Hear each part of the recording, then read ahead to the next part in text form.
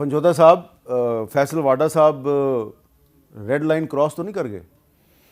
देखिए, बात यह है कि इस वक्त जो ये केस था सिविलियन कम्युनिटी ट्रायल के हवाले से, ये कोई जासूसी के हवाले से नहीं था, बल्कि ये था कि जलाओ घराव तशद्दुद तोड़ फोड़ उसके ऊपर था। Number one.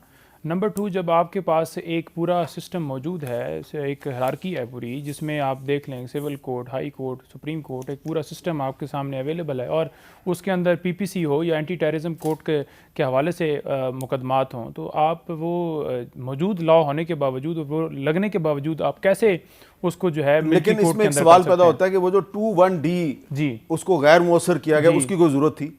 देखिए, मैं वही गुजारिश कर रहा हूँ कि बेसिकली तो जो 102 लोगों को का ट्रायल शुरू किया गया, उसके अंदर जो है, जब एक सिस्टम मौजूद है, 110 के करीब लोग केपी में पहले स्टार्ट हुए, बाद में 6 पहले और बाद में 10, तो इसी तरह से लाहौर के अंदर मुख्तलिफ जगहों पर ये लोगों का ट्रायल स्टार्ट किया गया, तो ये कानूनी तौर पर नहीं किया जा सकता था, और कोई भी जो है आइन है, आइन से हट कर कोई भी लॉ जो है वो। एक सवाल आपसे कि जब इमरान खान साहब की हुकूमत थी तो उस वक्त जो सिविलियंस का ट्रायल मिलिट्री कोर्ट्स में हो रहा था, तो उस वक्त तहरीक इंसाफ की क़यादत जो है वो ये वाला मौक़िफ़ क्यों बयान नहीं कर रही थी जो आप बयान कर रहे हैं? देखिए, बात यह है कि उस वक्त का मौक़िफ़ वो देखना पड़ेगा कि जो किसे चल रहे थे वो किस नौइयत के थे, जासूसी के थे मसलन या मसलन हमले के थे मसलन या। सुने जी मोहम्मद अस्करी साहब जी एक फौजी अफसर के बरखुरदार थे। जी उन्होंने सिर्फ army chief general Qamar Javed Bajwa के बारे में एक ख़त लिखा, उनको भी भेजा, बाकी और फौजी अफसरों को भी भेजा, किसी उन्होंने फौजी तनसीबात पर हमला नहीं किया। जी उनके खिलाफ मिलिट्री कोर्ट में ट्रायल हुआ, सजा दी गई। अदरीस खटक साहब ह्यूमन राइट्स एक्टिविस्ट थे, ठीक है जी, उनके खिलाफ मिलिट्री कोर्ट में केस चला, उनको सजा हुई। जी तो लतीफ़ अफरीदी साहब जाके कहते थे जी कि ये गलत हो रहा है, जी। तो सुप्रीम कोर्ट ने तो कोई नहीं उनका केस सुना। देखिए, इसमें आप देख लेना कि इससे पहले भी कितने फैसले हुए होंगे पाकिस्तान के अंदर, जो सिविलियन कम्युनिटी ट्रायल हुए होंगे, और इसी तरह से ही लॉ जो है वो बनता है, और सुप्रीम कोर्ट के अंदर पाकिस्तान तहरीक इंसाफ ने जो उनके ऊपर जो वर्कर्स, जो पीटीआई के सपोर्टर जो वहाँ पर गिरफ्तार, उस हवाले से रजू किया था। अब सुप्रीम कोर्ट ने फैसला दिया है, हाँ ठीक है, इतने अरसे के बाद फैसला आया है, तो जब उन्होंने वाज़ह क्लियर भी कर दिया कि जब दूसरा है सिस्टम मौजूद है, तो कैसे ये यहाँ पर चला। बिल्कुल ठीक है जी, आप कुछ कहना चाहें? मैं इनकी बात करते हुए एपीएस जो हुआ था सानिया, उसके अंदर सबको मिलिट्री कोर्ट्स ने फांसी की सजा दी, डेथ सेंटेंस दी। एक आदमी कोर्ट में गया था, वो आज तक उसका फैसला नहीं हुआ। 30-30 साल, 35-35 साल कोर्टों में फैसला नहीं होता। आप किस तरीके से ये कह रहे हैं कि ये आपका मिलिट्री कोर्ट्स का राइट नहीं है? मुझे आप ये बताएं मीर साहब कि आज आप जजों के खिलाफ कोई नाम लेके बात करते, कंटेम्प्ट ऑफ कोर्ट लगेगी ना आपको? तो अगर इसी तरह आपके घर में कुछ हो गया, खुदा ना मेरे घर में कुछ हो गया, तो हम पर्चा काटेंगे ना जाकर।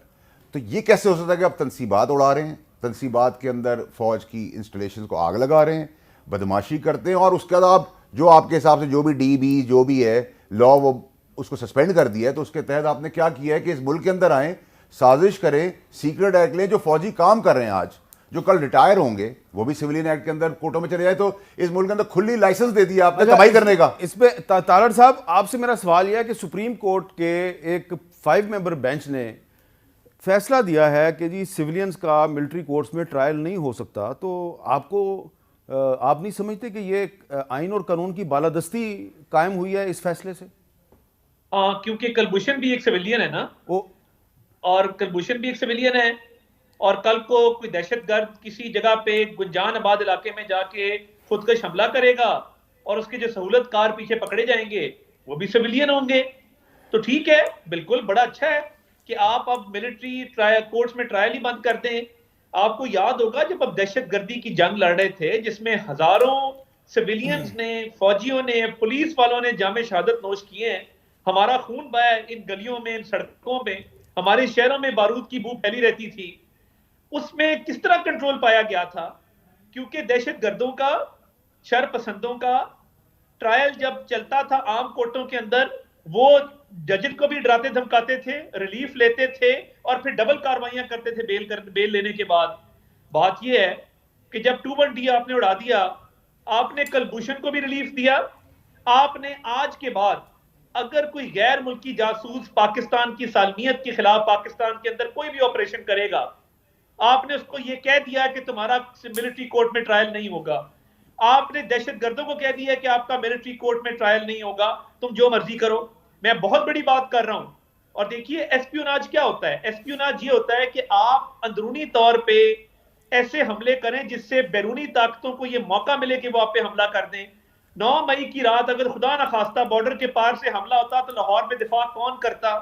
ये बड़े चुपते हुए सवाल। अच्छा, लेकिन इसका तारड़ साहब, इसका बेहतरीन हाल ये नहीं है कि जो फेडरल गवर्नमेंट है वो इस मामले में नजरसानी की दरख्वास्त दायर करे और जो पॉइंट आपने और फैसल वाडा साहब ने कहे हैं वो उस दरख्वास्त में वो डाल दें कि जी 21D जो है उसको सस्पेंड नहीं करना चाहिए था?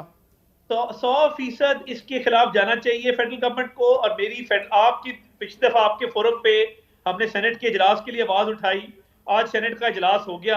आज मैं आप ही के प्रोग्राम में फेडरल गवर्नमेंट से इस्तदा करता हूं कि इसके खिलाफ अपील दायर करें। देखें, ये राइट टू फेयर ट्रायल नहीं इंपीड होता, क्योंकि आपके पास हाई कोर्ट जाने का मौका है, सुप्रीम कोर्ट जाने का मौका है, आर्मी चीफ के पास अपील है, सदर के पास अपील है, आपके पास 100 मौके हैं फेयर ट्रायल के। मगर पीटीआई के लोगों को तहफ्फुज देने के लिए अगर दहशतगर्द और उसके बाद गैर मुल्की जासूस इससे फायदा ले जाएं तो निहायत अफसोस का मकाम। सर, जो इंटरनेशनल कोर्ट्स है उसके अंदर इंडिया गया था कुलभूषण के लिए कि ये ह्यूमन राइट्स की वायलेशन है। इंटरनेशनल कोर्ट्स ने भी कहा कि उनको वही सहूलत मिल रही है जो आम कोर्ट्स में मिलती है। ठीक है, इंटरनेशनल कोर्ट्स ने भी इसको इंडोर्स किया। मिलिट्री कोर्ट्स के अंदर भी आपके अपील का राइट है, लेकिन ये तो नहीं पॉसिबल कि आप मिलिट्री की इंस्टॉलेशन, न्यूक्लियर आर्म कंट्री होने का अपने न्यूक्लियर एसेट्स को क्वेश्चनेबल कर दें और यहाँ एक लाइसेंस दे दें क्योंकि मेरे बाप का मुल्क है, मैं गैलरी में खेल रहा हूँ, मुझे सियासत करनी है, मुझे सियासी रिलीफ देने, मुझे सियासत करनी है, तो भाई सियासत करो आकर। असल में तो जो कर रहे हैं सादिक अमीन जो हैं, जो सादिक अमीन का सर्टिफिकेट हमें देते थे, वो खुद केसेस में फंसे हुए हैं, उनका तो भी टेस्ट है। वो कैसे, ये कैसी चीजें हो रही है पाकिस्तान के अंदर? इसके ऊपर तो एक्चुअली आर्मी कोड को इस पे एक्शन ले लेना चाहिए, क्योंकि पाकिस्तान की सलामती और सलामती और पाकिस्तान की बका की बात है। आज तो आप और तारड़ साहब एक ही पेज पे नजर आ रहे हैं। नहीं, मुझे तारड़ साहब का देखिए पॉलिटिकल व्यू कुछ होगा, मैं तो पाकिस्तान की बात कर रहा हूं। पाकिस्तान के लिए अगर फौज भी गलत करेगी मैं उनके लिए भी आवाज उठाऊंगा, अगर अदालतें निजाम करेगा तो भी मैं क्वेश्चन करूंगा, पार्टियां करेंगी तो भी मैं करूंगा। तो मैं तो निजाम की बात कर रहा हूं। ये पॉसिबल नहीं है मीर साहब, जो आपने इस मुल्क के अंदर ये सस्पेंड किया है, इसके बाद आपकी दहशतगर्द तंजीमें खैर मकदम कर रही हैं अदालती फैसलों का। और मैं तो अदालतों से भुगत चुका हूं कि गैलरी के ऊपर लोगों ने खेला, मतलब ना आगे देखा ना पीछे देखा, और 4 घंटे में फैसला करने की जरूरत क्या थी? जो पार्टियां इसके अंदर इन्वॉल्व थी, फौज की जैक ब्रांच थी, असेंबली की थी, दूसरी थी, उनको क्यों नहीं बुलाया? रिव्यू पिटीशन फाइल करवा भाई इस मुल्क के अंदर रिव्यू पिटीशन डालते हैं। सर, ये लाइसेंस दे दिया आपने पाकिस्तानियों को कि आप किसी ओहदे पे आ जाएं, आप अपनी मनमानी करें, वो ठीक जो है, करना करें। पुरानी इस्टेब्लिशमेंट की बाकियात अभी भी अदालती निजाम के अंदर मौजूद है। पुरानी इस्टेब्लिशमेंट की बाकियात हर जगह पे मौजूद है। अच्छा सुने, और उसका मैं सबूत आपको भी दूंगा। ये मुल्क अगर ठीक करना है अदालती निजाम और इस निजाम को भी जिसमें लाइसेंस दिया जा रहा है, आप सबसे पहले 2 काम आपने करने हैं। एक, जो हाई कोर्ट की मुद्दत है उसको सुप्रीम कोर्ट की मुद्दत से मिला दें, ठीक है, और एक चीफ जस्टिस को मिनिमम 2 से 3 साल का टेन्योर। अब आप और तारड़ साहब का एक ही मौकफ है, पंजोदा साहब का मौकफ जरा मुख्तलिफ है। और पार्टी स्पेसिफिक जा रहे हैं ना, हम तो बात करें इन जनरल बात कर रहा हूं कि आप टैंक उड़ा दे जाके। आज मैं जाऊं F-16 उड़ा दूं, क्योंकि मुझे तो कानून और आइन जिसको मानते हैं आप, उसने मुझे तहफ्फुज़ दे दिया है। अरे भाई, मुझे हो गया।